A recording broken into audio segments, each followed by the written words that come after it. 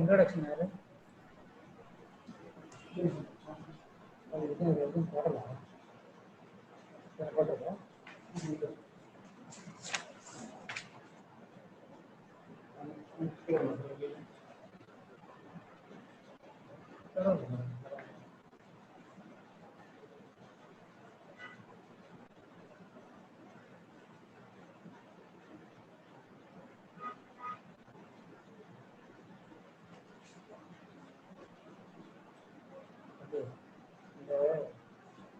வீட்டுக்கு அனுப்ப முடியும்.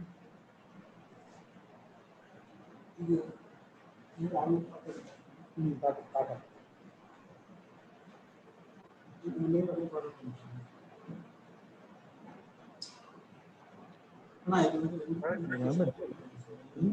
பிஜிஸ் எல்லாம் தனியா லாகின் பண்ண சொல்லுங்க. அதுக்கப்புறம் வந்து இப்போ யாராவது ஒருத்தர் கொஞ்சம் இது மாதிரியாவது பண்ணணுமா, இன்ட்ரோடக்ஷன் மாதிரியாவது பண்ணணுமா?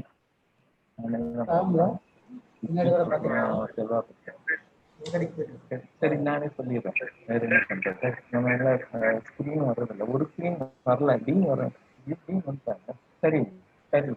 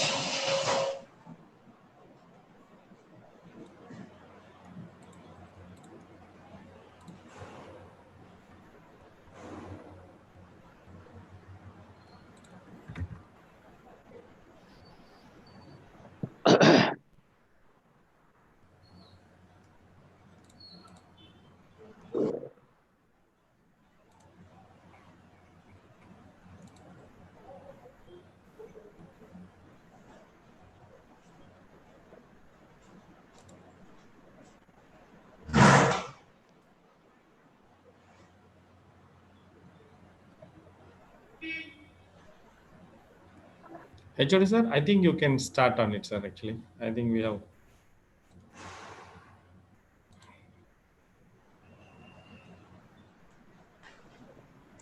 HOD sir, can you hear me? Yes. Yes, sir. Yes, sir. You can start now, sir. Good morning to all. On behalf of Department of Neurology,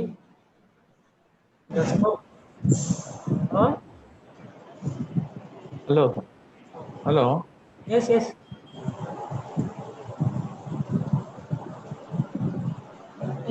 Sir, you can proceed. You are audible, sir. You can proceed.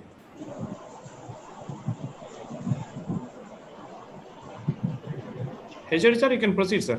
Yes. On behalf of Department of Neurology, SRM Medical College and Research Center, effecting stroke day.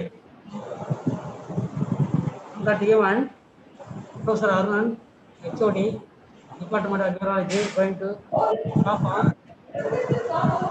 medical management of stroke. And Dr. K.P. Jayachandra Senthil Kumar, Associate Professor of Neurosurgery, going to talk on particular role in ischemic stroke. And then Dr. Ritesh going to talk on interventional aspect on stroke. I welcome you all program. Now, Professor Arun asked you to talk medical management on ischemic stroke. Sir, Dean presidential address we have planned, sir. Okay. Sir, Dean was online, sir, before. Okay, sir.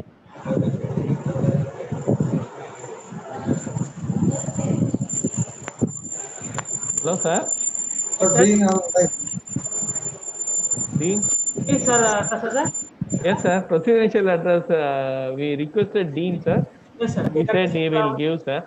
Yes, sir. Actually, I request our beloved Dean to deliver the presidential address. Thank you, sir. Yes, sir. Respected Head of the Department of Neurosurgery, Dr. Sekhar, Head of the Department of Neurology, Dr. S. Arunan, Dr. Nellai Ganeshan, Dr. Ritish Nair, Dr. Jayasilva Senthil Kumar. I am very happy and to be proud on this day to join you on this webinar on acute stroke management. And I am very happy to inaugurate this webinar. Interesting seminar. It's going to be very helpful for undergraduate and postgraduate students in acute stroke management. We are seeing acute stroke every day in and out, and we all know the acute stroke management starts from the day, the minute the patient gets the symptoms, signs and symptoms, and the earlier the patient comes to the doctor to get the treatment, the best results are coming out. Not long back, the stroke is not maintained as much as now. Initially, people thought they will talk like this is a Vakavadam, and they put the patient in the bed rest, and they will come out with a lot of complications. Then they will go for, after they recover, they will come with a lot of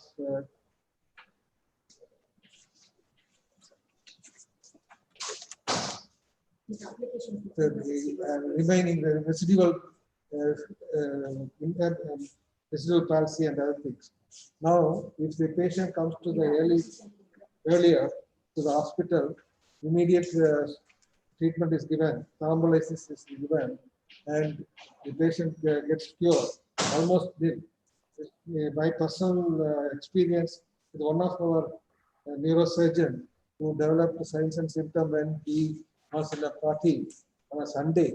He was brought to the hospital and where we are given thrombolysis, and immediately he recovered and went home next day without any signs and symptoms, any residual palsy or other things. So that much we have improved on the treatment management of the stroke. So the acute stroke management and the relevance of surgical management in these cases are very much interesting. That must be known to everybody.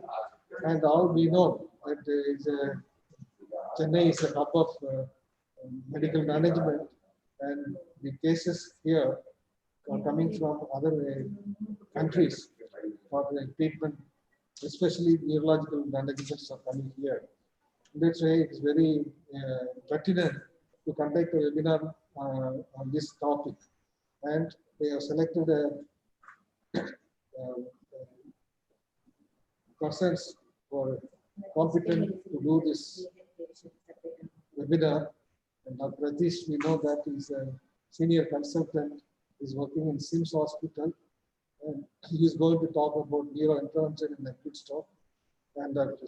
Jay Silva, our faculty, is going to do role of surgery in stroke management, and our new professor neurology, head of the department, is going to talk about the medical management of acute stroke. It's going to be an interesting and useful webinar. I hope all these participants are going to have a useful academic feast.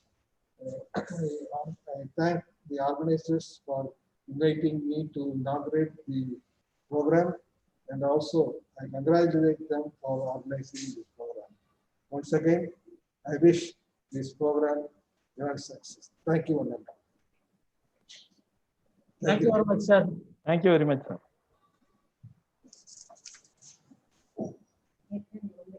Sir, take it, sir. நீங்க தான் சொல்லணும். Next என்ன பண்றது? Sir, next I ask Dr. Professor Arman to deliver his speech.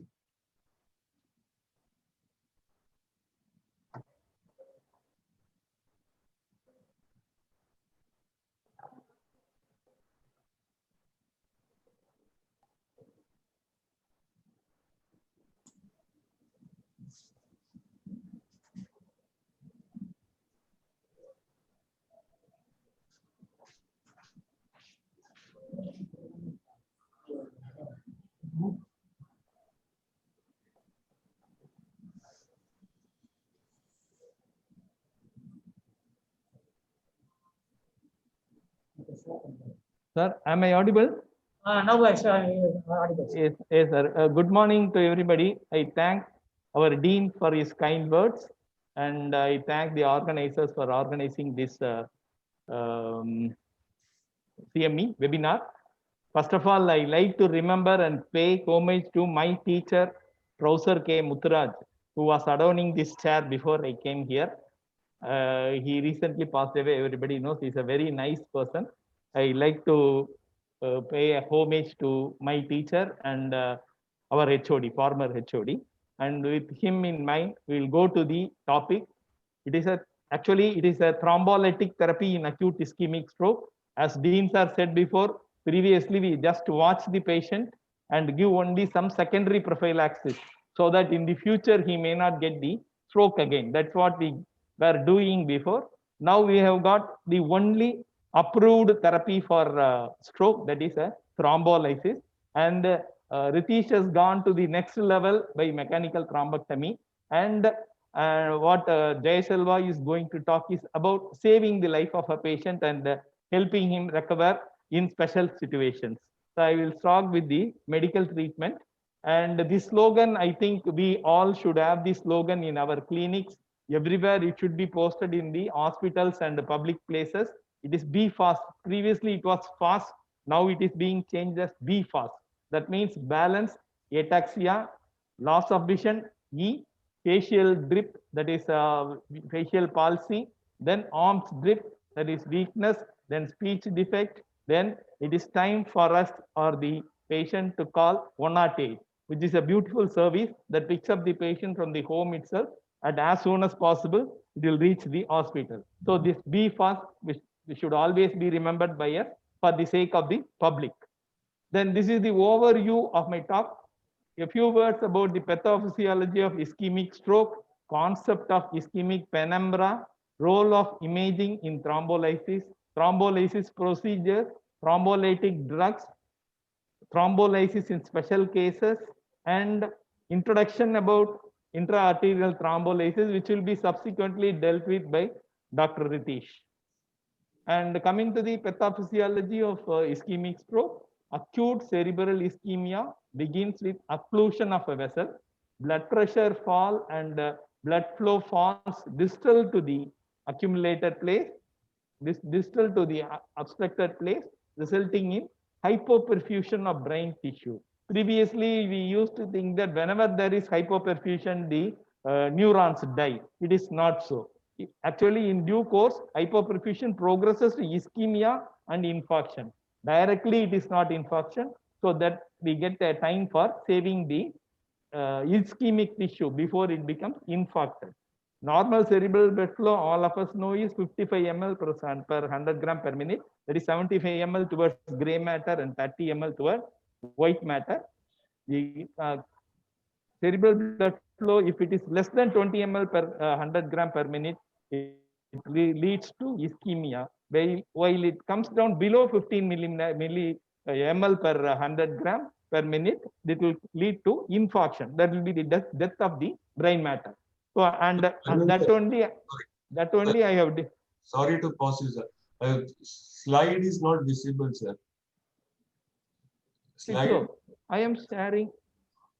Sir, I think you should do a screen share, sir. I have shared. Now, once are you seeing the share screen, sir? There is one green button. You have to select that. Sir, I screen sharing panna earlier. Ida.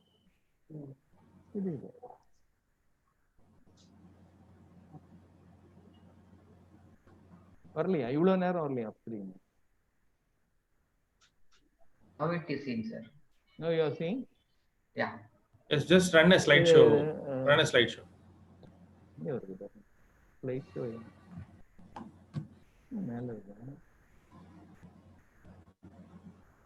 Go to slideshow, menu slideshow. Slideshow on the right la menu இருக்கு பாரு.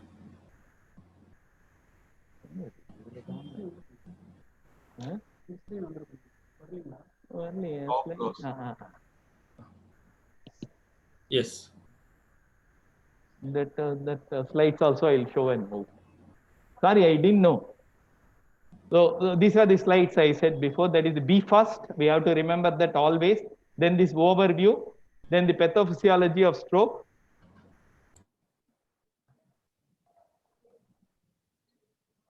And then this was the last slide when I stopped. So what happens? This is this red area is the core tissue that has already died even before the patient came to us. That surrounding areas are penumbra and oligemia, that is auto-regulated. What happens is the cerebral blood vessel has got a beautiful action of auto-regulation. It tries to correct if there is any ischemia. So in this also I said before, what happens in infarction is if it is less than 15 ml per 100 gram per minute, the cellular homeostasis will be totally absent. Whereas if it is 15 to 20 ml or 20 to 50 ml, as happens with ischemia or oligemia, that is these two areas, and this is already brain is trying to, body is trying to compensate. So these areas can be totally saved by interference, either by medically or by mechanically. So the concept of ischemic penumbra is very, very important. That is an area of severely ischemic, functionally impaired.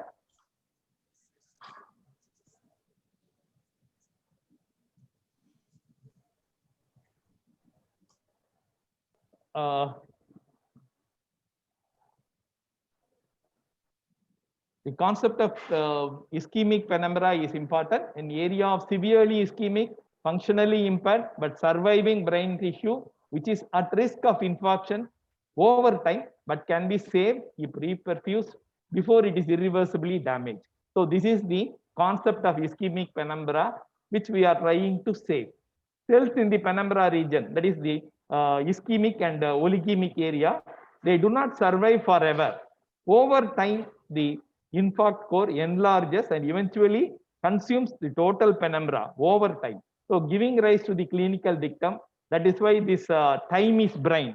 This concept has been introduced. That means earlier you interfere, the patient will be benefited. Thus restoring the blood flow in quick time aids salvaging the penumbra. So that only is depicted here. You can see the dark spot in the minutes picture. It is a small infarct. That colored area around is the penumbra. If time goes by over hours, this core tissue that is dead tissue will increase in size and consume the whole of penumbra, which is what we are trying to prevent by giving some injections or the interventions. Saving the ischemic penumbra and reducing the degree of neurological deficit is the ultimate purpose of acute ischemic stroke management. One way to re-establish blood flow is by dissolution of the thrombus. This concept leads to the exploration of thrombolysis as a possible treatment venue. With the help of advanced imaging technique, successful thrombolysis is achievable in a proper stroke unit. What about the time management? Time is very, very important. The most common problem with the stroke patients is the patients are not aware of the time. They take their own time, fix up appointment with the neurologist and try to come. That delay will lead to a lot of problems for the patient. So time management, what is our priority is door to needle time. That is the time the patient enters the hospital and has the proper treatment, that is thrombolysis, should be less than 60 minutes. That will be the very good time for the patient. It will be helpful for the patient. And for that evaluation by the physician, it is the physician, it is not the neurologist. Physician, whoever comes into contact with the patient first, he should do the examination within 10 minutes of the arrival of the patient. Some blood test and all, by like checking the sugar and all can be done within 10 minutes. The stroke team, within 15 minutes of the arrival of the patient should be seen by the stroke team. Then subsequently, if the stroke team is not available, no problem. Physician can do the work. He is also a part of the stroke team. Subsequently, imaging should be. Hello? Hello? Imaging should be done immediately. Within 45 minutes, the imaging should be done. And the thrombolysis should be started within 60 minutes of the patient arrival. And this also depicts the same thing. Here you can see the core infarcted tissue surrounded by the penumbra. So this is the auto-regulated area. If the patient is not recanalized, this core tissue will become, core dead tissue will become fully dead over the area. Whereas if it is here, you can see the recanalization, only the last thing is lost. The surrounding area is reclaimed. So that is the purpose of this management. And regarding the other smaller things, the glucose should be checked. If it is less than 50, we have to give dextrose and continue with the management. If it is more than 200, we have to give the insulin or something like that to bring down the sugar, then you continue. If it is very high, it is relatively contraindicated. If it is more than 400 and all. Likewise, the BP to be checked. If it is between 185 bar 110, you can continue to thrombolyze. Whereas if it is more than that, we have to treat that and bring down BP down to this much level, and you can proceed with the thrombolysis. The other things are monitoring the heart to look for any arrhythmia, that is also there. Then the intravenous fluid, we should always avoid hypotonic fluids like D5. NS will be a better option. So we should not give hypotonic solution, because what happens is if the hypotonic solution goes into circulation, it will increase the cerebral edema that will kill the penumbra. So we should not give D5 in a stroke patient immediately. And initially, at least the patient should be kept on nil oral. Then subsequently, if the patient has got less than 94% of SaO2, we have to give some oxygen support. Then temperature have to be checked. If it is hyperthermia, it should be brought down by the usual means. And what about the imaging? I said imaging should be done within 45 minutes. And the best thing that can be done immediately in the current scenario is the NECT, non-enhanced CT brain, which is the prime importance. And the first thing we have to do is we have to rule out a hemorrhage, because if we give thrombolysis without ruling out hemorrhage, the patient will go for increase in the bleeding if the patient has got a hemorrhage. So we have to be very careful. But the CT is not immediately helpful. Only after some hours, 24 hours, CT will be 100% useful. There are some early signs about which I will tell subsequently. The first imaging that will be helpful to identify the presence of infarct is the diffusion weighted image of an MRI. That is the best thing. And it picks up within less than 4.5 hours, it picks up. It aids in thrombolytic dissection, making a wake-up stroke. The wake-up stroke is a difficult thing to treat, because we don't know when the stroke happened. The patient goes to sleep well, gets up in the morning, he is found to have a stroke. We can't determine. How to determine is very difficult. You can do the imaging and find out whether it could be before less than 4.5 hours or so. We can try to find out. What will happen in later is we can directly go for CT perfusion study and analyze the presence of salvageable penumbra, about which we can talk later. And this is a non-CT brain. So there are some only 50 to 70% of the infarct will be visible in the early CTs. So very early CT changes are there with which a physician or a radiologist or a neurologist can come to a conclusion comparing with the presence of the clinical stroke. That is this is called as the insular ribbon sign. So this is the insular ribbon, and this is lost on the left side. So it has become straight line. This is one of the early signs. Then the obscuration of the lentiform nucleus. So it is a grain matter. It will become fused like a white matter. The next thing is, here you can see the gray matter and white matter. This is the inside is the white matter. Inside is the white matter, outside is the gray matter. So here the differentiation has been lost. So this is another sign of early infarct.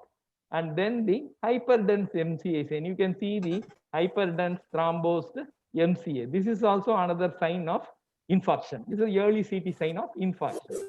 And for the sake of the student, so this is an anterior cerebral artery infarct, acute in the CT. This is a middle cerebral artery infarct, and this is a posterior cerebral artery infarct. And this is a thalamic infarct. This is a capsular infarct, and this you can see, though the CT cannot pick up the brain stem, this has picked up the suspected or suspected infarct in the midbrain. Here you got a small acute infarct in the pons. Here it is a large infarct. That is a later it is seen. This is a cerebellar infarct. These are for the purpose of the PGs. I have put up this slide. And the PGs on duty or whoever is on duty should be able to identify the hemorrhage, because very important. We are not supposed to thrombolize them. So this is subarachnoid hemorrhage. This is also subarachnoid hemorrhage. Multiple, it is seen here, and here also it is subarachnoid hemorrhage. And this is intracerebral hemorrhage with the surrounding edema with mass effect. Here it is a thalamic bleed with intraventricular extension. So all these things should be kept in mind. The attending physician can go through the CT scan and look for a stroke symptoms in stroke signs in the CT scan itself. So this is a pontine hemorrhage, and this is a cerebellar hemorrhage. We have to be acute with hemorrhage. That's why I put up so many pictures of the hemorrhage. And MRI is highly sensitive to ischemia, as we talked before. Diffusion weighted image sequence shows bright signal to ischemia.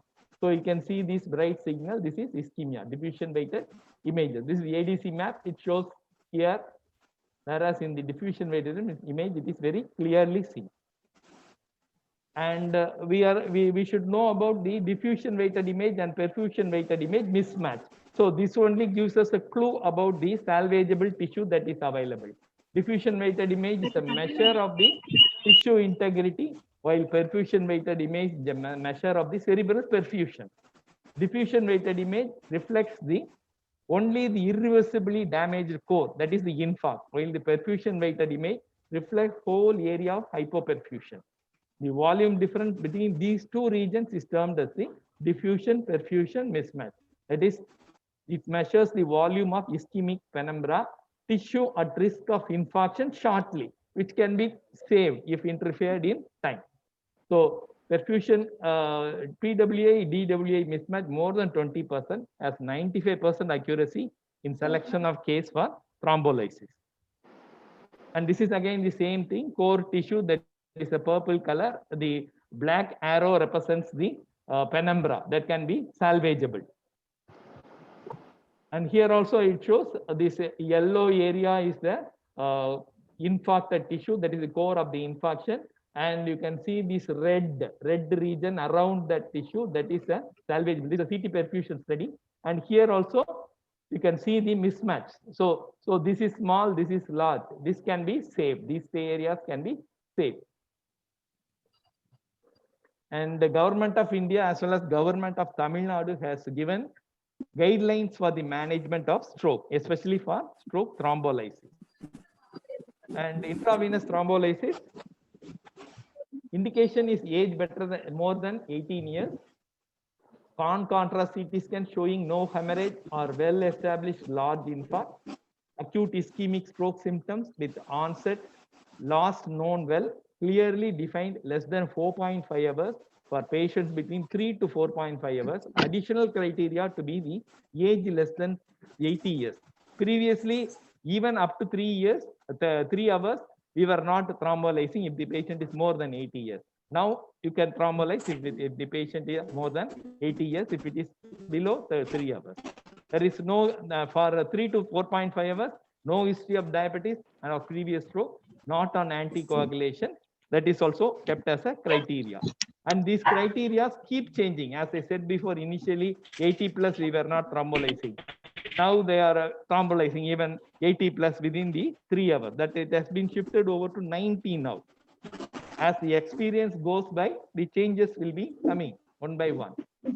The current other contraindications are current intracranial or subarachnoid hemorrhage, CT demonstrate hypodensity of more than 1/3 of the cerebral hemisphere. If it is a large MCI territory infarct, the possibility of reperfusion, hemorrhage, and injury will be very high. So we are not supposed to thrombolize. That is a large vessel occlusion. We can directly go for intervention. Reason within 3 months intracranial, intraspinal surgery, or serious head trauma or prior stroke. Current severe uncontrolled hypertension, that is more than 185 by bar 110 millimeter, as I was telling in the other parameters before. And there is a history of active internal bleeding. Bleeding diathesis, platelet less than 1 lakh, current use of oral anticoagulant with an INR more than 1.7 or PT more than 15 seconds. Current use of direct thrombin inhibitors or direct factor 9-10A inhibitors. Administration of heparin within 48 hours.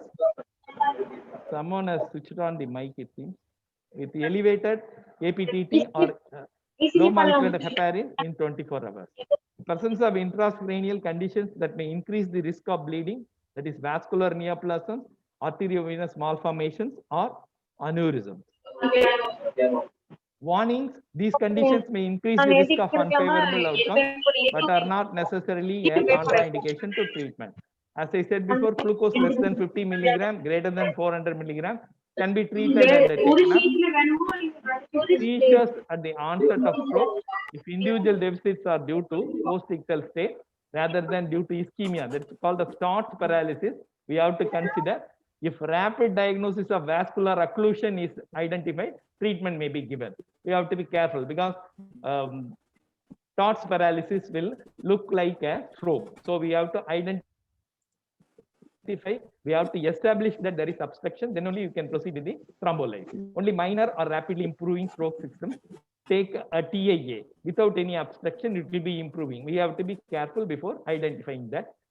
Hypertension, we already talked about, more than 175, more than 110, we have to treat and give thrombolysis. Recent major surgery or procedures, recent gastrointestinal bleed, recent MI within 3 months. So these are relative contraindications. Recent grievous trauma, high likelihood of left heart thrombus like mitral stenosis, atrial fibrillation, acute pericarditis, subacute bacterial endocarditis, diabetic hemorrhagic retinopathy or other hemorrhagic ophthalmic condition, septic thrombophlebitis or occluded AV cannula or seriously infected site, hemostatic defects. So these are all relative contraindications we have to look for. Any other condition with bleeding constitution, then severe hepatic dysfunction, renal dysfunction, prior hypersensitivity to atelectasis, advanced age more than 90 years, that I was telling before, previously it was 80 years, pregnancy and lactating women, patient with GP2B3A inhibitors. So what is the treatment procedure? First, to document the weight, confirm the BP within safe limits, 2 intravenous lines to be secured, informed consent should be taken. Already the informed consent form is available with the government supplied forms are also available. Informed consent is a must before starting thrombolysis. The choice of thrombolysis may be discussed with the patient's attenders for a period of 0 to 3 hours case. For patient arriving within 0 to 3 hours, IV tenecteplase or IV RTPA. For 3 to 4.5 hours, only IV RTPA is being used now. Then once the infusion begins, monitor every 15 minutes for 2 hours, then every 30 minutes for 6 hours, every 60 minutes for 16 hours. Order routine non-contrast CT at 24 hours post-treatment or soon if there is any worsening neurological symptoms like headache, vomiting, signs of intracranial hypertension. If you suspect hemorrhage, you go for a scan immediately. Do not insert Foley's catheter or nasogastric tube for next 24 hours. The possibility of bleeding may be there. Withhold antithrombotic and anticoagulants for the next 24 hours. Avoid intramuscular injections also. Strict control of blood pressure should be in the protocol. Restrict patient intake to NPO, as I said before. Perform venipuncture carefully, only if absolutely indicated. Document hourly neurological assessment. Documentation should be in the case sheet. Suspect occurrence of intracranial hemorrhage following the start of thrombolytic therapy. If there is any acute neurological deterioration, new headache, acute hypertension, or nausea or vomiting. If any anaphylaxis develop, discontinue the therapy immediately. So these are the possible complications I have mentioned. That is the cerebral edema. There is cerebral edema can happen due to reperfusion. So you have to be careful. You can treat with anti-edema measures, and the corticosteroid is harmful. So the doctors have got the habit of giving corticosteroid whenever there any problem comes. Here it is contraindicated. Then the hemorrhagic transformation is also expected. 5% people may develop hemorrhagic transformation of the infarct, especially if it is a large infarct. So frank hemorrhage can also occur when the patient has got more of micro bleeds on CT scan, already taken CT scan. If it shows a lot of micro bleeds, the patient is liable to develop hemorrhage. So seizures can also occur, but status epilepticus is not common. So treatment is as usual. Anaphylaxis, if anaphylaxis occur, discontinue the thrombolytic therapy, withhold ACE inhibitors, discontinue the thrombolytic infusion, administered IV methylprednisolone. As usual, we do for any allergic reaction, we have to do. Likewise, for symptomatic hemorrhage, the identification is very, very important. Start infusion and consult neurosurgery for possible intervention. Then for CBC, grouping, PT, APTT, fibrinogen, D-dimer. If fibrinogen is less than 100 mg per deciliter, then give cryoprecipitate. Still bleeding at 1 hour, fibrinogen level still less than 100 mg, repeat the cryoprecipitate. For uncontrolled life-threatening bleeding, consider aminocrepic acid. It should be only a last resort because already the patient has got a stroke. This will cause a clot. So it is not very commonly used. Then coming to alteplase, it is used for patient arriving up to 45 hours, 4.5 hours. The recommended dose is 0.9 mg per kilogram body weight. Maximum dose is up to 90 mg. Administered 10% of the TPA as a bolus dose over 10 minutes, immediately followed by remainder of the dose over 1 hour. So it is a 1 hour treatment. So tenecteplase is also approved if the patient arrives within 3 hours. For patients with a weight less than 60 kg, it is 0.2 mg per kilogram. For patient more than 60 kg, it is 0.2 to 0.25 mg per kilogram. Maximum dose is 20 mg. Volume of TNK should be administered at a dilution of 2 mg per ml. Administer it within 5 seconds. It can be injected very fast and it is a single dose. What is the difference? Which is better, tenecteplase or alteplase? Single bolus dose is tenecteplase. It is a time saving, longer half-life, greater fibrin specificity, and increased resistance against TPI, reducing exposure during COVID time. Short time the patient can be treated. Recanalization over tenecteplase is better than alteplase. Outcome at 90 days is also better with the tenecteplase compared to alteplase. And coming to a few words about the thrombolysis in special conditions. Sickle cell disease, patient can be thrombolized. If there is a hyperdense MCA sign, the patient has got an established stroke, you can thrombolize. It is probably indicated in patient menstruating women if there is no history of any menorrhagia. In pregnancy, you have to outweigh the condition. If the benefit is better, you can give. That is also not a contraindication. The early puerperam period, safety and efficacy of alteplase is not well established because the patient may go for bleeding. So it is not well established. Thrombolysis can be done for extracranial cervical dissection and not well established for intracranial arterial dissection. In patients with end-stage renal disease on hemolysis and normal APTT, IV alteplase is recommended. Patients on prior antiplatelet therapy, benefit of alteplase outweighs the risk of symptomatic intracranial hemorrhage. So it can be given. Procedural stroke, when we are doing some procedure that a patient develops stroke, IV alteplase is reasonably can be given. So I'm not going to talk about this bridging therapy. What is in store for the future? Selection of patients for thrombolytic therapy, actually it is very, very difficult to select the timing and all. The patient may not be able to tell and all.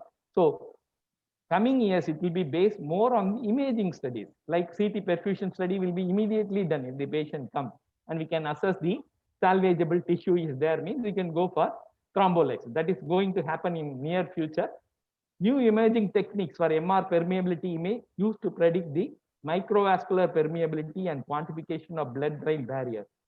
Using the above technique, patients with defective blood-brain barrier who could be more prone for bleeding complications following the thrombolytic therapy can be identified. These are the things that are in store for the future. Thank you very much. Time is brain is a slogan we need to keep in mind always, and this should be infused into our patients also. Thank you. Thank you very much.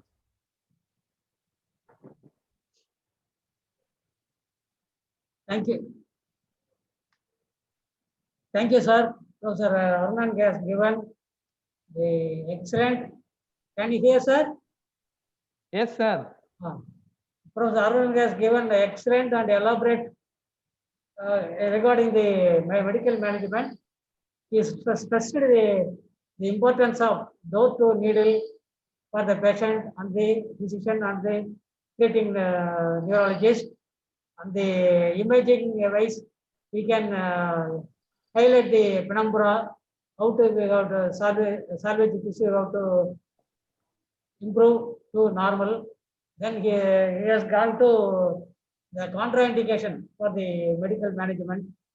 Then he has given the elaborate direction for the use of TPA, and he highlights everything regarding the medical management. Thank you very much, sir. Okay, sir. Thank you. Next. Thank you, sir. Shall we call upon Dr. Ritish or Nair? Yes, sir. Consultant Sims Vadavadali to talk about neuro intervention and acute stroke. Yes, sir. Yes, sir.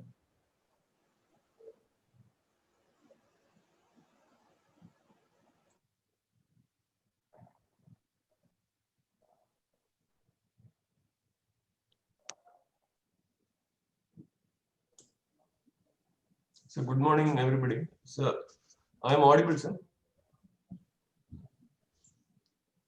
Yes, yes.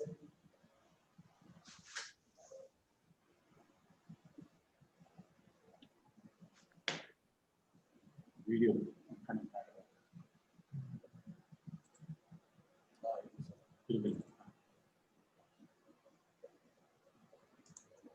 So at the outset, I will thank Arvind sir and team, Department of Neurology, for giving this opportunity, and as well as the chairperson, the dean, and all the panelists.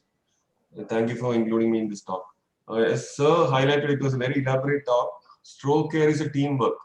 It is actually the patient may get delayed reaching the hospital, but the physician, the referring physician, or physician first in contact with the patient should identify it as an acute emergency, involve the whole team, which includes an emergency physician, the intensivist, the neurologist, neurointerventionist, radiologist, neurosurgery team, ICU nursing staff, rehab team, and anesthetist if you are considering for intervention. So it all starts, we have to work in and sync and give the best results for the patient. So act fast, which has become be fast now, sir also highlighted this.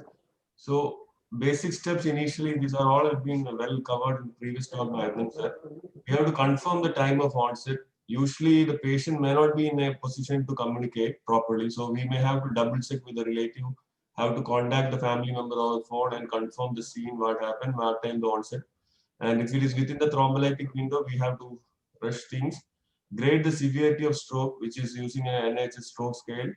Push the patient for CT, involve the radiology team, the technician, tell them there is an acute stroke, so it has to be given priority. IV access, preferably you have to use an 18-gauge cannula because patient may need at some point contrast injection for a CT angiogram. Check the RBS with that IV access drop of blood. ECG is not always mandatory. We have a strong cardiac history or and as usual, we have a checklist of contraindication for thrombolysis. Sir had previously elaborated that. But remember, any blood sugar less than 50 or a BP more than 185, 110 is an absolute contraindication. And as these are the most common contraindications we encounter. So, but BP we can control and proceed with the thrombolysis. And in CT, if there is a bleed in any compartment of the brain, it is an absolute contraindication. So we have to go analyze the CT. If we are not confident, analyze with the help of the radiologist, but we should not miss even a subtle hemorrhage in the sulcus, which may be subarachnoid hemorrhage or a venous thrombosis. So any compartment of any bleed in any compartment is an absolute contraindication that we all should remember. So early signs of large vessel occlusion also, sir, is elaborated. Just to revise it, hyperdense MCA, which indicates a thrombus in the middle cerebral artery. The obscuration insular ribbon at the lentiform nucleus is typical of a large vessel infarct. So when should we proceed with an MRI? When the commonest scenario is we are not sure of the onset and there is no immediate relative or a witness to say what time the onset was. So most of the time it's a wake-up stroke. Patient is found unconscious or not moving once half of the body in the bed when they saw in the morning. So in these scenarios, MRI definitely has an advantage over CT. And if you are suspecting a posterior circulation stroke, that is when the brainstem stroke, patient is having giddiness and over a period of time in an acute short story, he becomes unresponsive, then we are suspecting mostly a posterior circulation stroke, then MRI gives definitely more information regarding the treatment and the prognosis of the patient. So for example, this was a patient, one of the relative of a staff member, found unresponsive by his wife and having a left-sided weakness in the morning. So this was a large infarct. So we went for an MRI. The diffusion shows a large infarct, which is an absolute contraindication for thrombolysis. So administration of IV, Achilles has described everything. First, the most important thing will be control the BP. It should be brought down below 180 systolic and 105 diastolic. So NIHS, this is a useful tool for communicating between the team as well as from the whole team should communicate in the same thing so that we know there is a scoring system to assess the severity of the patient, which takes hardly less than 5 minutes to assess on bedside. Basically, it's an examination you have to remember like head to toe examination. Though it looks a very elaborate, but by practice, everybody practices, it takes less than 5 minutes to get a good scoring. And by this, we can really grade the stroke so that we can tell the patient that the prognosis, as well as we can communicate between the members, it is a large vessel occlusion or a small vessel occlusion. So what indirectly it indicates is a large NIHS. Most of the time, we are dealing with a large stroke, large area of the brain is affected. That means one of the large vessels of the brain is occluded. So this is the easiest way. Anything above 10 is moderate to severe and above 20 is severe stroke. So this is simple. Above 10 is a moderate to severe stroke. So what does it imply? It implies that more of the brain matter is at risk of ischemia and infarction. And that means a large clot or a large occlusion of a vessel is happening. So indirectly it was extrapolated. They analyzed, this was a 2010 study which showed when a large vessel, for example, MCA, which is around 3.5 millimeter, or an ICA, proximal ICA or a distal ICA, ICA terminus, which is around 4 to 4.5 millimeter, gets occluded, that means we are dealing with a clot which is almost double the diameter of the artery. So that means we are dealing with a clot which is more than 8 millimeter. And they analyzed the clot recanalization after IV thrombolysis. They found it was significantly low, though it was little exaggerated as 0 recanalization. That may not be the case. But any clot which occludes the ICA terminus, the MCA, even in the posterior circulation, vertebral or vesicular, usually a large clot, and recanalization chances with an intravenous thrombolysis is low. Because we are dealing with a lot of fibrin mixed thrombus, red cells and platelets, which may not get thrombolized with an IV agent. So there were studies in the late 90s and early 2000 which tried to actually extend the window of IV thrombolysis, but only the green one, which extended the window, was ICAS-3, which extended the window because whenever we are extending the window above 3 hours, they found there was more harm because of the effect of hemorrhage. So up to 4.5, they found it was safe and non-inferior. So what the others, we know our cardiology colleagues were following the same concept. Maybe they were 1 or 2 decades ahead of us. The concept of acute ischemic stroke followed the same path of acute coronary ischemia. For them, time is muscle. We followed the same principle of time is brain. So they were leaping very fast because they understood if you have an occluded artery, we have a large area of myocardium under risk. So they understood IV thrombolysis may not be fully effective. So they tried endovascular procedures, percutaneous transcutaneous procedures, trying to recanalize the artery. So definitely they come up with sending in the late 90s And by 2006, already they have the best stent, which is a bioabsorbable stent was available. So we also followed the same concept, though a little late. So there were a lot of studies comparing the interventions. Some were really successful. So I'm not discussing. So PROACT was a good trial because the difference between coronary and intravascular arteries, where coronary arteries were little more tensile and our arteries were very fragile. So the materials or the hardwares used by the cardiology team was not so ideal for a intra-arterial or a mechanical thrombectomy. Though Mercy was the first device approved by FDA in 2010, it had multiple complications.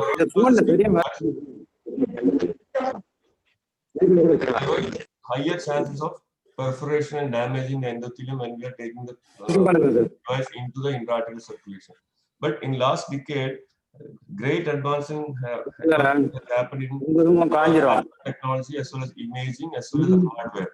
The hardware has taken a real great leap in the last 1 decade. So initially we used to go and slowly infuse the lytic agent, which was a long procedure, and we may not be successful most of the time. The recanalization rate of the intra-arterial thrombolytic therapy was less than 50%.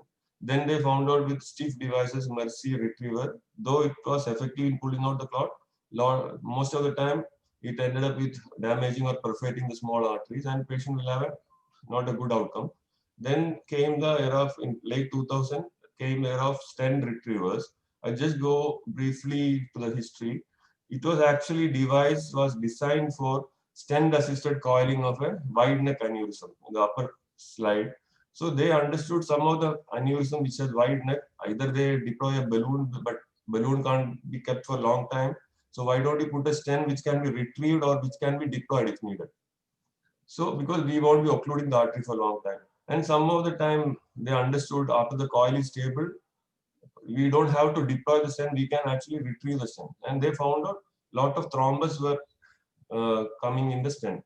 So same principle they applied, they thought, why don't we put this in a thrombosed occluded artery so the stent will capture the clot and we can retrieve it. So this was really a game changer, and it was a very soft, gentle device which has a good trackability. So this was the concept of Solitaire, which was approved by FDA in 2009, though in India it came only in 2011-12. So we have to reach the thrombus, deploy the stent, keep it for 3-4 minutes for the stent to engage the clot, then we slowly retrieve it. And most of the time we can do multiple passes if we are not able to fully retrieve the clot. Most of the time, first or second pass will achieve a good recanalization. And this stent retriever technology has also had multiple modifications. We have now 5 or 6 products available for this, which each for different sizes of arteries. So in late 2000, there was a lot of hardware design modification which helped in actually successfully recanalization. So these were actually remarkable achievements because we were dealing with almost 50% recanalization. By late 2000, early 2010 onwards, we have good recanalization with all these devices. So the new generation devices really helped. So at 2015, these analysis data was analyzed after 5 years of this availability. They found out recanalization with the newer generation endovascular device was definitely better. And in selected patients, we are getting the best clinical outcome also. So there was a bunch of trials which came in 2015, which favored mechanical thrombectomy. And so it was in the next revision of the ASA guideline, endovascular treatment got a full approval as the level A evidence. So it was included, it was a revised guidelines in the mid 2015. So same thing, we understood if it is an occlusion of internal carotid or a proximal MC, a large vessel, there is definitely a safety in going for endovascular interventions. So just briefly, I will show the animation. Basically, most of the time we go through the femoral artery. We take a small puncture in the common femoral artery, and we have to go through the descending, ascending arch and reach the culprit vessel. We reach the arch, we go slowly to the, this is a right carotid. We take the wire, we place a small catheter there. This is a guiding catheter, and that black thing is the clot. So this is, we take a small micro catheter over it, and this was just a animation, very old animation, but the same concept. We infuse intra-arterial agent, usually up to 2010 we were using this. Then slowly it will lyse the clot. So it is a waiting game. Sometimes it won't lyse the clot. So in same thing, now what we do through the micro catheter, we take the stent retriever, deploy across the thrombus and slowly retrieve it. So these are some cases which we have done more than 12 years back. She was a lady, 62 years, rheumatic heart disease, mitral stenosis on with atrial fibrillation. She missed oral anticoagulants of a few days, came with the right hemiplegia and aphasia of 2 hours duration. So she is definitely within the IV window. NHS was very high, 20/42. So we can't deny them the IV. It is a standard of care. We have to give IV thrombolysis. But we told the family we give a good 90% of the IV dose we will give in intravenous, and the rest we may go for intra-arterial. So this is a left MCA total cutoff. This is a magnified view. We can see a small thrombus there, occluding the proximal and middle cerebral artery. And here what we do is we go for bridging. This is very more than a decade, 10 years back case. So we give slowly, we take the microcatheter there and slowly infuse it. So it is around 1 hour, 45 minutes, sometimes 30 minutes, maybe an average of 45 minutes, we need to lyse the clot. So it used to be a little tedious procedure, but sometimes we get good results.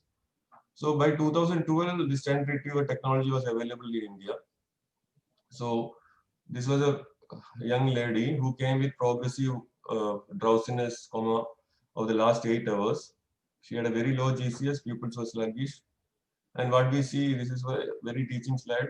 This is a plain CT where we can see a real thrombus in the basilar artery. It's a dense basilar artery sign like a dot. And it's very early. She is going for bad posterior circulation stroke. This is CT angio, mid basilar total cutoff. And this is CT angio. So the same thing, we did an angio. We can see the proximal basilar is from total cutoff. There is no flow beyond the confluence. So by this time we had actually stent retrievers available. So the procedure is we have to place the guiding in the VA in the straight segment, take the microcatheter. These are the markers of the stent retrievers. Very soft device, very atraumatic device. It doesn't cause much perforation because they are very tapered. Leave that stent retriever for 3 minutes, 4 minutes, then slowly retrieve the clot. So this is a clot on the basilar artery, a tubular one.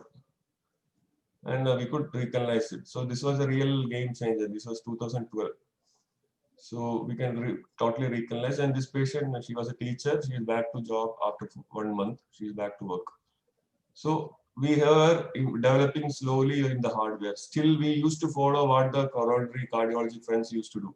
This is another example, post-CABG, 64-year-old male, right-sided weakness with global aphasia, and 4 hours duration, relatively high NIHL, 17. So this also, basically we know it's a length Hep-C occlusion. We take the same thing. This was before the stent retrievers. Then, but with intra-arterial thrombolysis, we attempted because the guidelines showed that up to 6 hours it is safe to give intra-arterial thrombolytic therapy. But here we were not successful.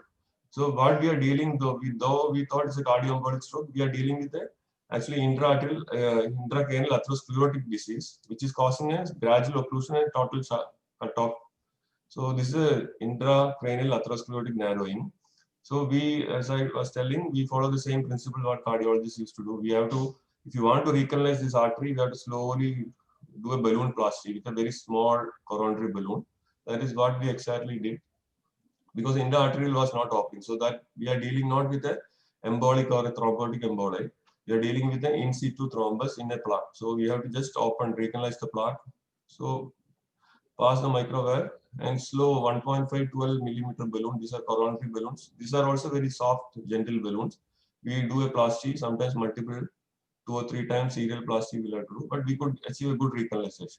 So these were another adjuvant for our mechanical intervention. Sometimes we have to do, if you're dealing not always with a emboli occluding an artery, sometimes we may be dealing with a intracranial atherosclerosis, which is unfortunately very common in Indian population, particularly more common in South Indian population, in young patients mostly. So those who have coronary artery disease may have a good overlap of intracranial atherosclerosis also. So depending on the pathology, we may have to sometimes do a plasty also. So this is pre and post. He also had a good recovery in over 1 week's time.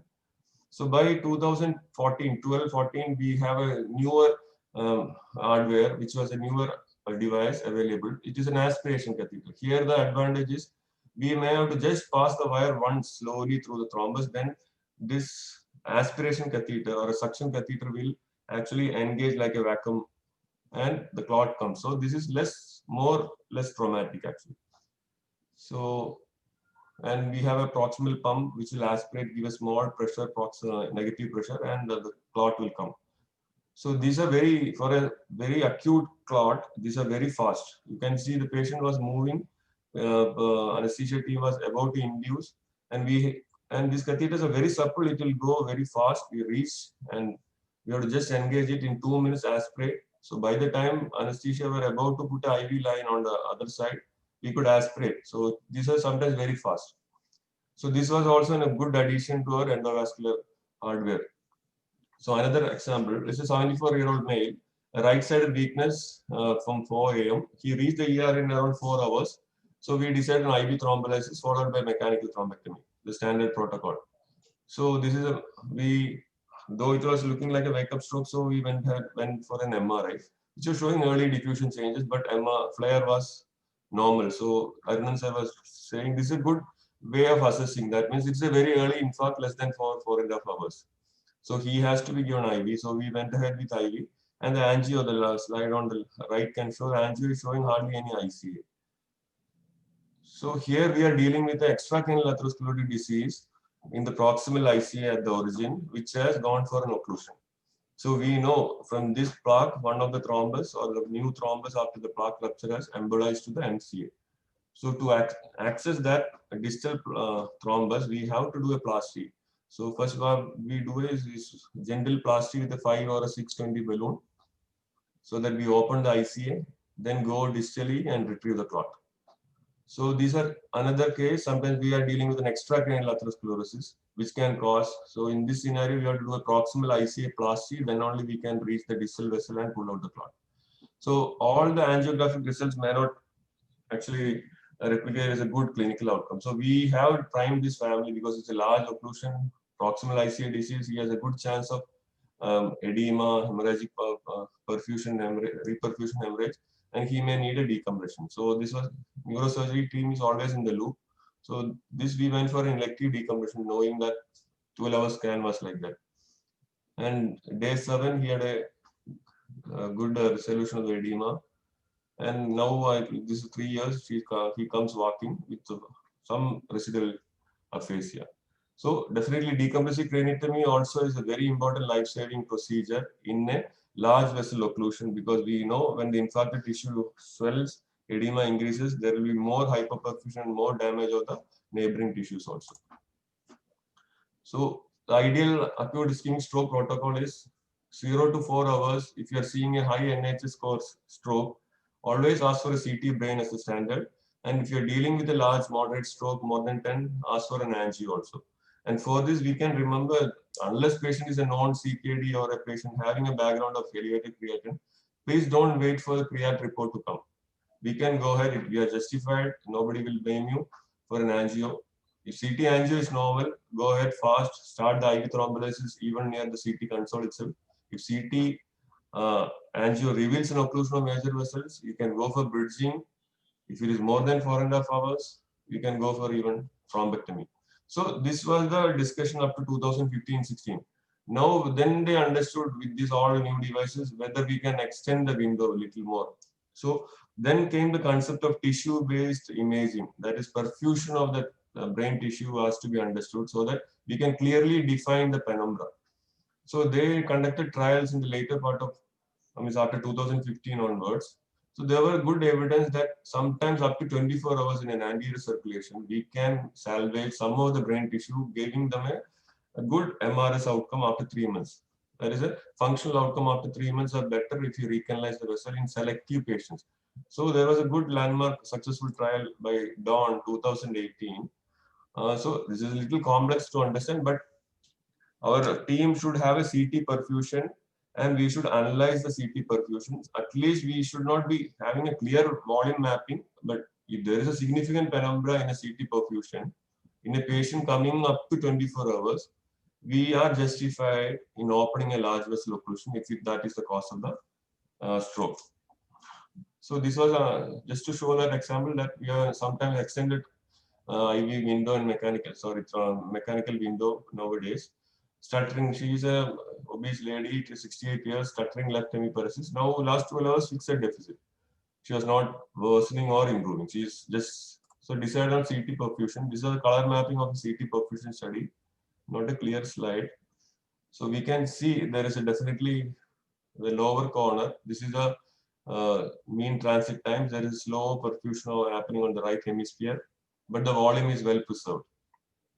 And this is a little uppercut. You can see the lower corner slide. There is slow transit. That means very high, slow perfusion, but volume is preserved. That indicates a salvageable brain tissue or significant penumbra. So this patient, we know it is a right MC occlusion. So this was around 13th, 14th hour. So we did the mechanical thrombectomy. This is a CT after the 12 hours, 24 hours after the stroke.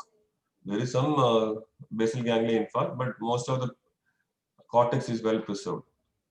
Partly because we recanalized the proximal thrombus. Also, she had a good recruitment of collaterals. So selected patients can benefit. This patient, though she was very obese, rehabilitation was a tough job. She started walking after almost 3 months. So, and basically 2-3 rules. Outside the IV window, we have a good almost 8 to 12 hours window for mechanical.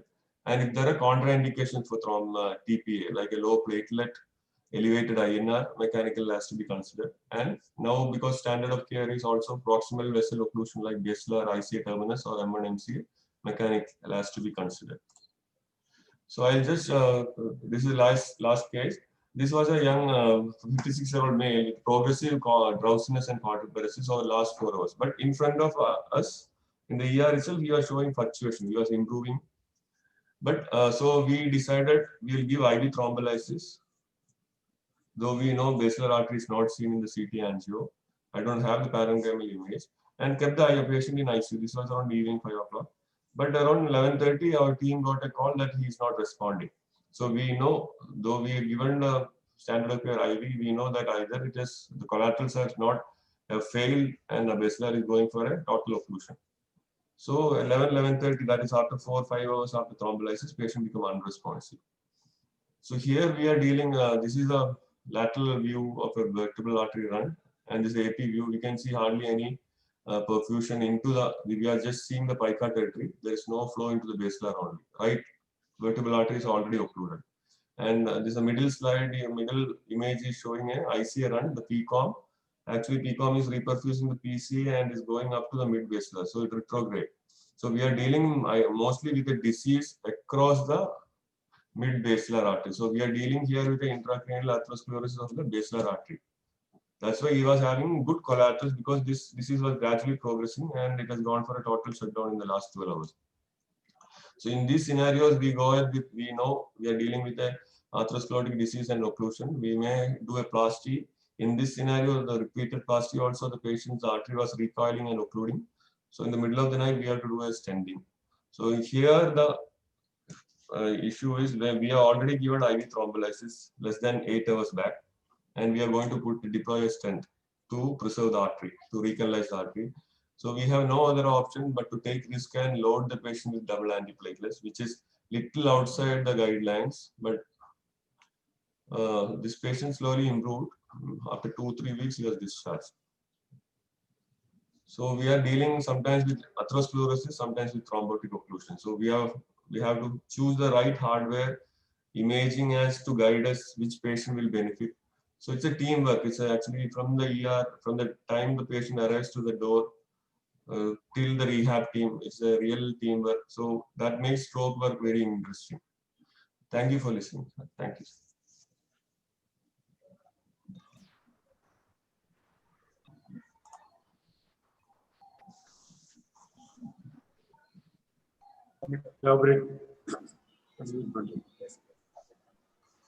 Thank you, sir. Dr. Ritesh, you have given an elaborate view on the procedures, what could be done here. I hope will also improve. And I call upon Dr. Jaisalva Senthil Kumar, neurosurgeon, for the role of surgery in stroke management.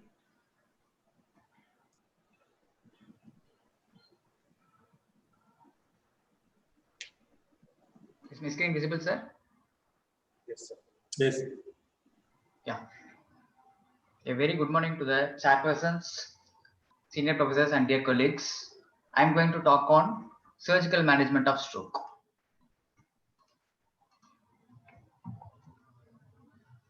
For better discussion, the surgical treatment used for treating the strokes are divided into therapeutic and preventive surgeries.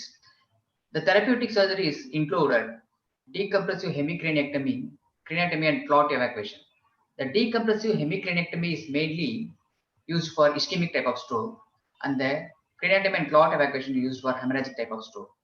In the preventive surgeries, we have carotid endarterectomy and the extracranial intracranial bypass surgery, otherwise called as cerebral revascularization procedures. What is the aim of the surgical treatment? So, when the neurosurgery steps into the management of acute stroke, the damage has already happened. So, our surgical management doesn't going to revert the damage which has already happened. But when the large area of brain tissue is infarcted, it will produce a lot of cytotoxic edema, which in turn will raise the intracranial pressure, thereby reducing the cerebral perfusion pressure, damaging the adjacent normally functioning neural tissue, resulting in secondary brain damage. So our aim of surgical management is to reduce the raised intracranial pressure, thereby improving the cerebral perfusion pressure and preventing the secondary brain damage. So coming to the ischemic stroke, in spite of the adequate and early medical intervention, as already spoken by Professor Arunan sir, and intervention by Dr. Ritesh using IV, RTPA, and mechanical thrombectomy or embolectomy, still 10% of ischemic strokes result in large area of infarction, which I told you earlier will produce lot of significant edema, resulting in raised intracranial pressure, producing massive brain shifts and life-threatening herniation syndromes. Ischemic stroke can affect any vascular territory like anterior cerebral artery, middle cerebral artery, or posterior cerebral artery, of which the middle cerebral artery infarcts compose about 2/3 of all strokes, and in particular, the middle cerebral artery infarcts have a high tendency to produce malignant infarct syndrome. As you are aware, middle cerebral artery has a wide area of blood supply. See, this is the CT scan at the level of basal ganglia, which shows the territory supplied by the middle cerebral artery. So this much of brain is being supplied by the middle cerebral artery. So when a MCA stem is occluded, this area is at risk. This much of brain is at risk, which will produce enormous edema, resulting in malignant cerebral infarct and massive brain shift. So how to diagnose malignant MCA infarction? In CT scan, as in the previous scan, so this is the MCA territory. If more than 50% of the MCA territory is involved, it is termed as malignant MCA territory infarct. In diffusion weighted image, the volume of the infarcted tissue can be measured. If the volume is more than 145 cc, it is termed as malignant MCA infarction. So this malignant MCA infarction carries a high case fatality rate of almost 80%. So this should be treated. So what is the surgical strategy for malignant MCA infarct? As I told you earlier, once a neurosurgeon steps into the management of acute stroke, the damage has already happened. So our surgical strategy in malignant MCA infarct is decompression. So since their brain is already damaged, it will produce lot of cytotoxic edema and progressive increase in intracranial pressure. So the decompression will provide a extra space for the swollen brain to expand, thereby reducing the intracranial pressure, reducing the brain shifts, and preventing secondary brain damage. So decompression is the strategy in the management of ischemic stroke. So let us see what the evidences say about the decompression in a case of an ischemic stroke, particularly a malignant MCA tertiary infarct. So there are important landmark randomized controlled trials in the literature which assess the efficacy of decompression in malignant cerebral infarction. So to name them are the DESTINY trial, DECIMAL trial, and the HAMLET trial. These are very important trials which gives the clear guidelines in the management of a malignant MCA infarction. So in DESTINY trial, the primary outcome measured was the 30-day mortality. So this was the first endpoint in this trial, particularly the DESTINY trial. It recruited the patients in the age group of 18 to 60 in the 36 hours of stroke onset. So up to 1.5 days, the stroke patients are recruited in this trial and the 30-day mortality was assessed. So the patients who underwent decompressive hemicraniectomy fared better. Almost 88% of patients who underwent surgery had a favorable outcome compared to 47% who were treated only conservatively when the patients suffered an malignant MCA infarction. So this trial clearly gave an advantage for surgery in a case of a malignant MCA infarction. So the next trial is DECIMAL trial. So the first trial recruited patients up to 36 hours of stroke onset. This trial, DECIMAL trial, recruited patients still more early. It recruited patients who suffered stroke within 24 hours of onset. So it assesses, the first trial assessed the 30-day mortality as the first final outcome. But this DECIMAL trial assessed the functional recovery. That is, it measured the modified Ranskin scale at the end of 6 months. So it similarly recruited the patients at the age group of 18 to 55 within 24 hours of stroke onset. So this trial also proved that surgery has an advantage. It saved almost 52.8% of patients from death. The inference of this DECIMAL trial is when you do decompressive surgery within 24 hours in a case of malignant cerebral infarction, more than half of the patient had a good functional recovery at the end of 6 months, and it also doubly saved the patient. That is, the survival rate is also more than 50% when the surgery is done still more early within 24 hours of stroke onset. The next trial is the HAMLET trial. So the first two trials are 36 hours and 24 hours. This trial recruited patients up to 96 hours, that is 4 days after stroke onset, to test the efficacy of the decompression. So what it found out, it also recruited the stroke patients in a similar age group, but up to for 96 hours, that is 4 days of stroke onset. The case fatality is still reduced. The case fatality is reduced by 38%, but delaying surgery up to 4 days, patient may not have a good functional outcome. So life may be saved, but the functional outcome may not be satisfying if the surgery is delayed for up to 96 hours. That is the result of this HAMLET trial. So decision to operate on a patient when the stroke onset is delayed more than 48 hours has to be taken after discussing with the patient relatives about the balance between saving the life and the problem of having a severe disability and a dependent patient lifelong. So this has to be properly discussed to the patient relatives when you take up for surgery, when the surgery is delayed beyond or up to 96 hours. So a pooled analysis was done taking into account of all these trials, and they told that there is a significant increase in favorable outcome if the patient is taken up for a decompressive hemicraniectomy. However, there was no statistically significant evidence to provide an improved functional outcome when the surgery is delayed beyond 48 hours. So what is the current recommendation? The current recommendation is there is a definite role for decompressive hemicraniectomy for patients who had a malignant MCA infarction if the patient is younger than 60 years with malignant MCA infarction with altered consciousness within 48 hours of stroke onset. This is very important.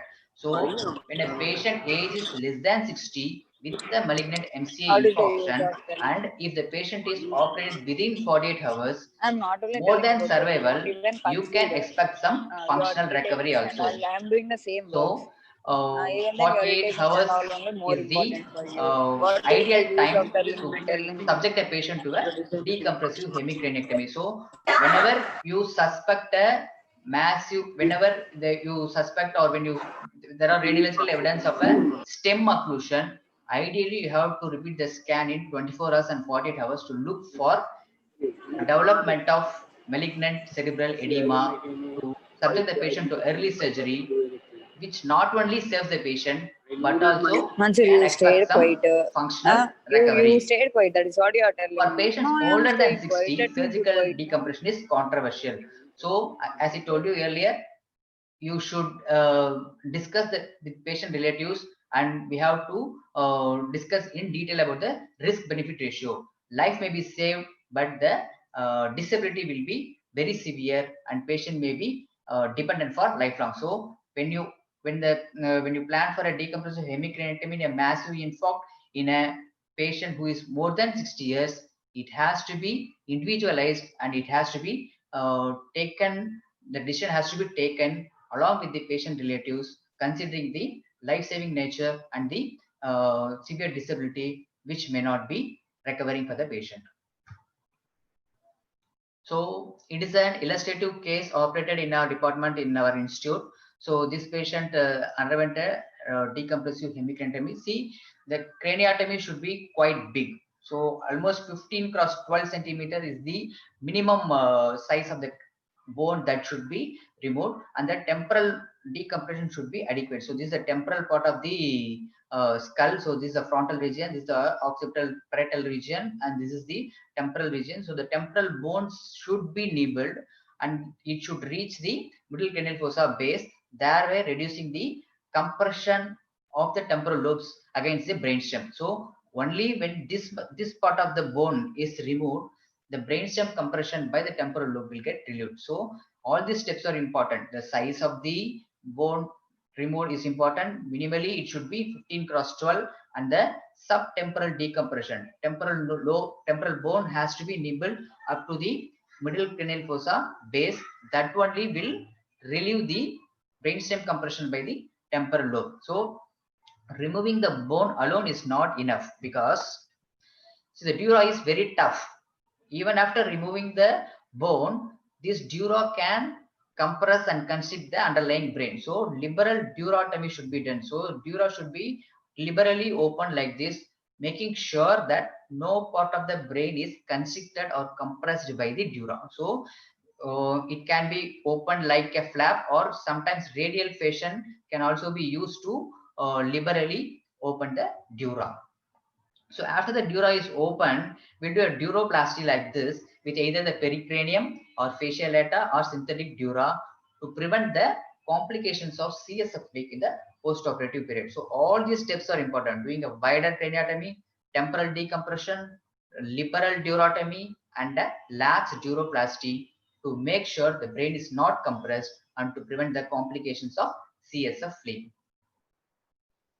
So coming to the hemorrhagic stroke then. So hemorrhagic strokes can be lobar, basal ganglionic, or a intraventricular hemorrhage with obstructive hydrocephalus. So what are the surgical options for hemorrhagic stroke? You can proceed with decompressive hemicraniectomy as done for a ischemic stroke, craniotomy and clot evacuation, which is the predominant and commonly done procedure for hemorrhagic stroke, and then external ventricular drainage in a case of an intraventricular hemorrhage with obstructive hydrocephalus. So what are the trials? What is the evidence which are in favor of a surgery in a case of intracerebral hemorrhage? So it is a surgical trial in intracerebral hemorrhage, which is again a randomized controlled trial, recruited patients in multi-center trial. So it assess the efficacy of early surgery versus initial conservative management in patients with spontaneous supratentorial intracerebral hematomas. So what the study shows, early surgery had a 26% favorable outcome compared to 24% in a case of initial conservative treatment. So though there is a slightly better advantage for the surgical group, but the margin is very less. It's only 2% advantage when you subject the patient to surgery. So they inferred that there is no overall benefit from early surgery in a case of an intracerebral hemorrhage. But what are the drawbacks of this trial?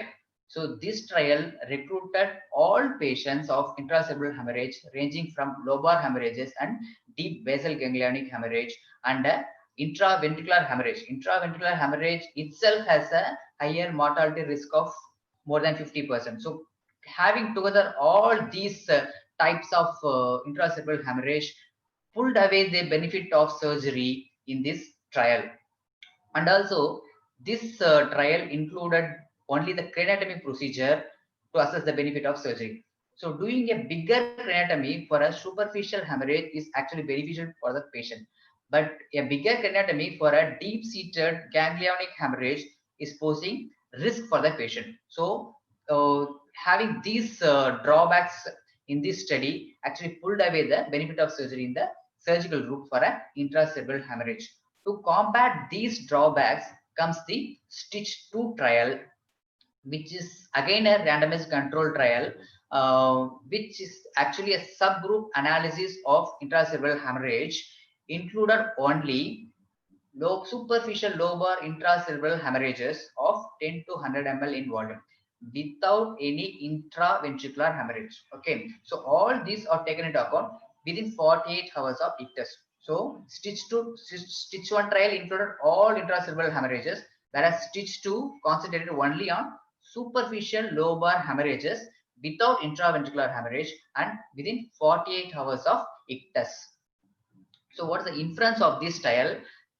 So in this trial, 59% of patients who had early surgery had an unfavorable outcome, whereas in conservative group, it is 62%. So what they inferred is early surgery does not increase the risk of rate of death or disability at 6 months. And there is a small but clinically relevant survival advantage. So surgery is not risky. So that is the inference for the STITCH 2 trial.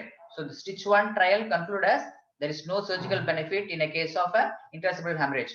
But in a subgroup analysis in STITCH 2 trial, they concluded that surgery doesn't pose any higher risk for mortality in a case of an superficial lobar intracerebral hemorrhage with the clinically significant survival advantage.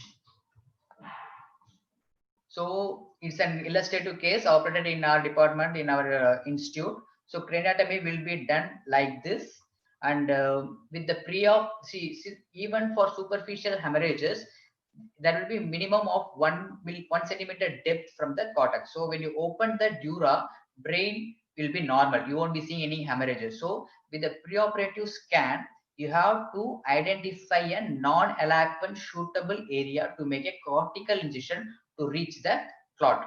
Ideally, we use ideally we use a sulcal space to open so that the unnecessary damage to the cortex will be avoided.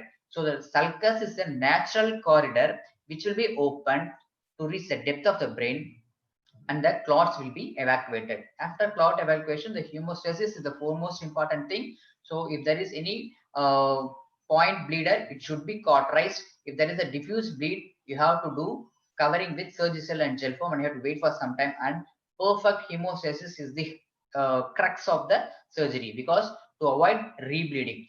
After evacuating the clot, most of the time the brain will become very lax. If the brain is very lax, we'll replace the bone flap. If the brain is very tense or edematous, we may remove the bone flap also to be replaced at a later date by a cranioplasty surgery.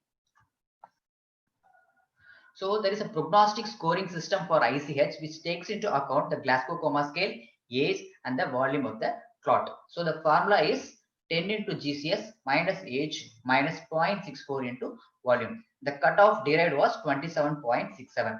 Any patient who has a score less than 27.67 has a poor prognosis compared to the one with higher score faring better with good prognosis. So this is the prognostic scoring for intracerebral hematoma. So these two trials considered only the craniotomy procedure for evacuation of clot in a case of an intracerebral hemorrhage.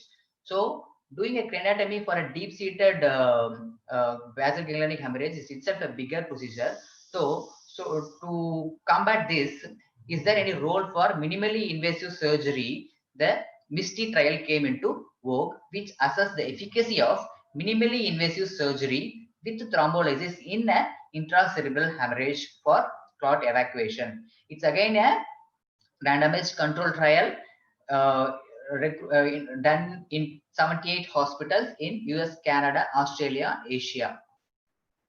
So what will be done here?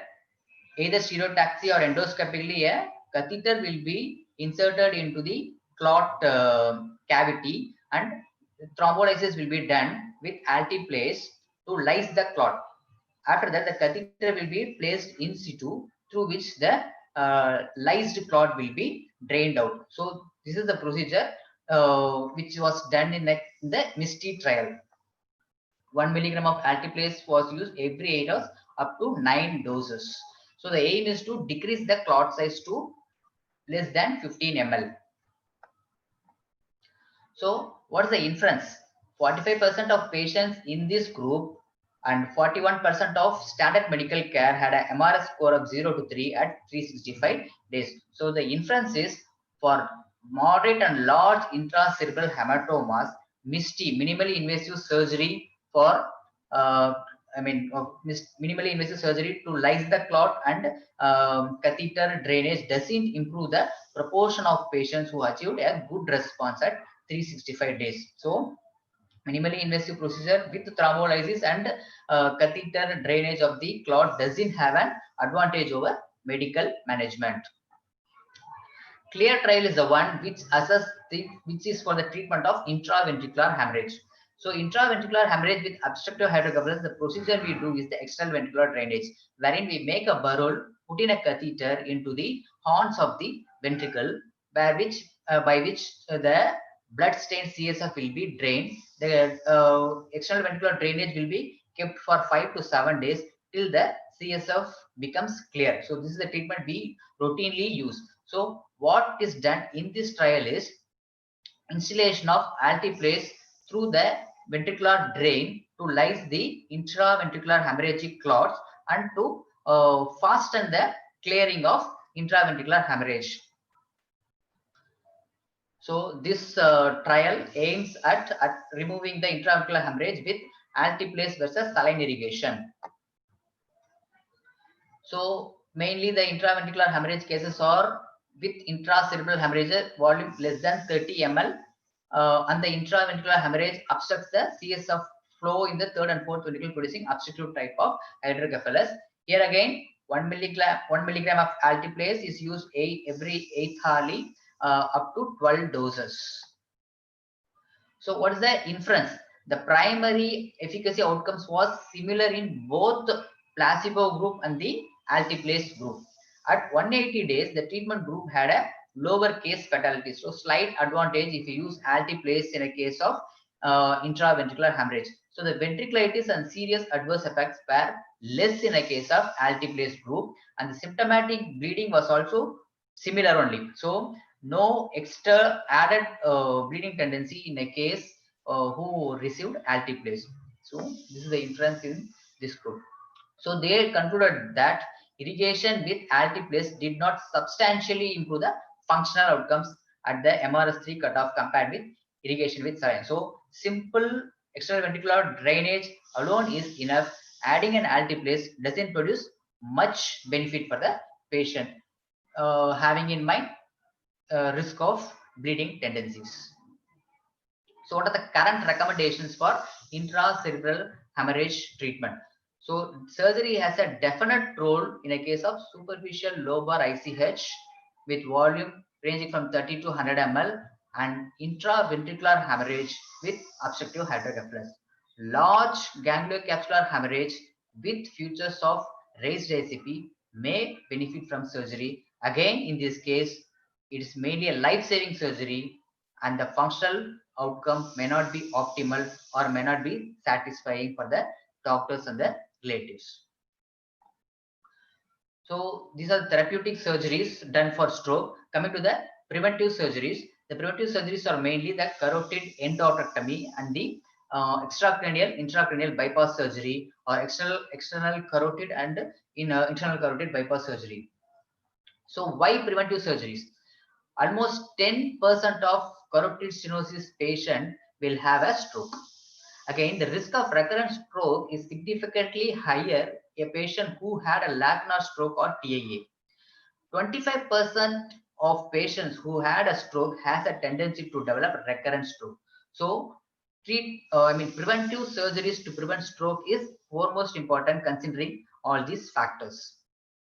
So carotid endarterectomy is the procedure which is done in a case of carotid stenosis. The endovascular procedure is also in vogue. That's the carotid artery stenting is also there. So pooled analysis of 3 important trials of carotid endarterectomy shows that there is an absolute 16% reduction in the risk of having a stroke when carotid endarterectomy was performed when the stenosis is more than 70%. So by carotid Doppler, you can measure the lumen of the carotid artery. If the stenosis is more than 70% and if the patient is subjected to carotid endarterectomy, there is an absolute risk reduction by 16%. For patients who has stenosis ranging from 50 to 69%, there is again it's beneficial, but the percentage is less compared to those who had more than 70% stenosis. For patients who has less than 50% stenosis, the carotid endarterectomy is not beneficial compared to the medical prophylaxis with antiplatelets. So the current recommendation for carotid endarterectomy is if the patient is symptomatic in the sense patient had a lacunar infarct or a TIA. For established stroke, it is not going to help much. So it is for the patients who had a TIA or a lacunar infarct without much neurological deficit, mainly to prevent future massive infarcts. Okay. So in symptomatic patient with stenosis more than 50%, CAA is recommended as a first line treatment. For asymptomatic patients, if the stenosis is more than 60%, CAA is recommended. So what are the complications? Carotid endarterectomy can have a stroke in the same site, myocardial infarction and death. The complications rate ranges from 3 to 5% in a case of symptomatic patient. That means who already had a TIA or a lacunar infarct. And for asymptomatic patient, it is in the range of 1 to 3% only. So cerebral bypass surgery. When the carotid stenosis is focal, carotid endarterectomy or carotid artery stenting is possible. But when the stenosis is long segment, some patients we notice carotid thrombus extending from the origin of the carotid artery till the intracranial course. So in the long segment carotid artery stenosis, either CEA or carotid artery stenting is not possible. In that case, similar to CABG, we do a cerebral bypass surgery by using branches from the external carotid artery, anastomoting it to the branch of the internal carotid artery. The most common bypass surgery done is superficial temporal artery, which is the terminal branch of the external carotid artery, which will be anastomosed with the middle cerebral artery, thereby bypassing the atherosclerotic or embolic, mostly atherosclerotic thrombus.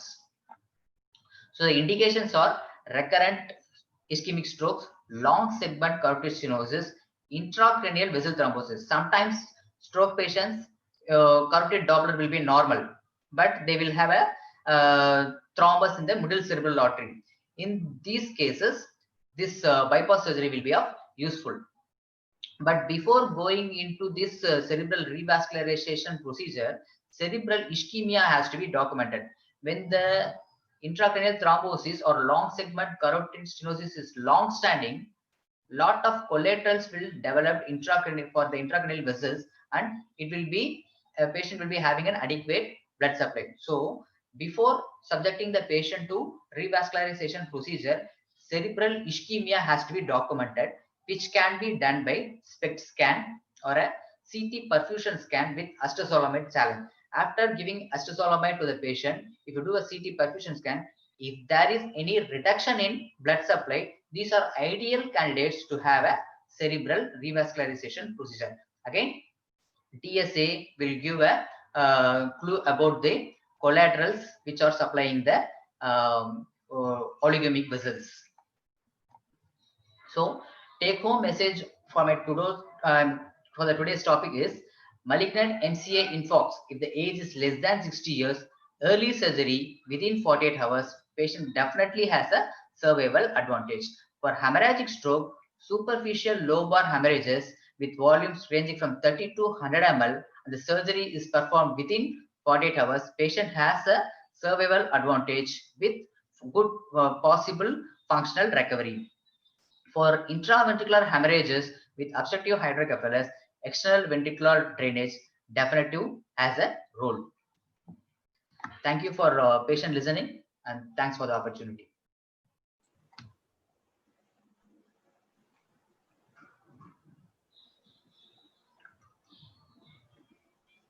Thank you, sir. You've given an elaborate picture about the various methods of intervention, surgical intervention. Thank you, Dr. Jayaselva Senthilkumar, Associate Professor of Neurosurgery in our department, for his excellent and extensive points regarding the surgical intervention in ischemic and hemorrhagic stroke. At this juncture, I want to tell one thing. In case of cerebellar infarct, tonsillar herniation, tonsillar herniation, we do immediate suboptimal craniotomy like that of the malignant MCA infarct.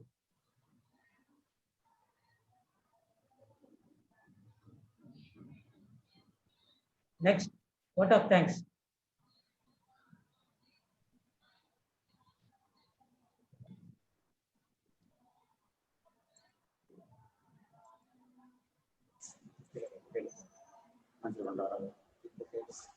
Sir, actually, my associate professor was supposed to give vote of thanks.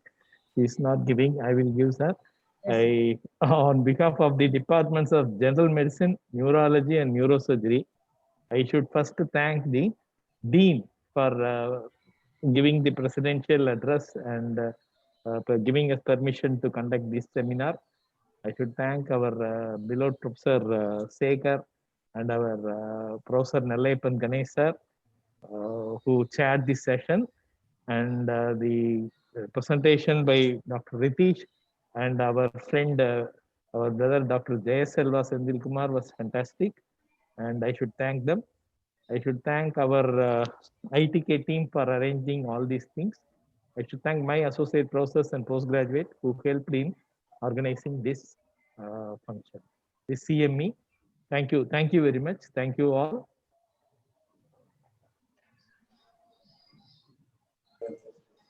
No, thank you. Tomorrow,